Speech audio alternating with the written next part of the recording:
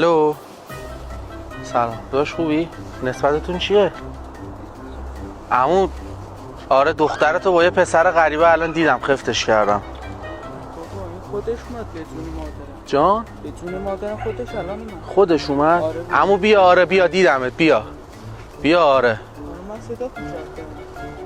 صداش نکردی؟ نمیشناسی؟ الان عکس پسره رو برات میفرستم.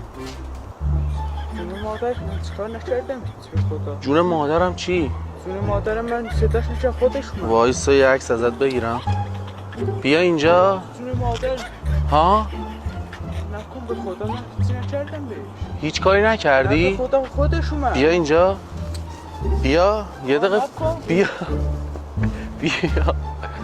بیا یه دقیقه شوخیه داشت دوربین مخفی دارم دوربین رو نگاه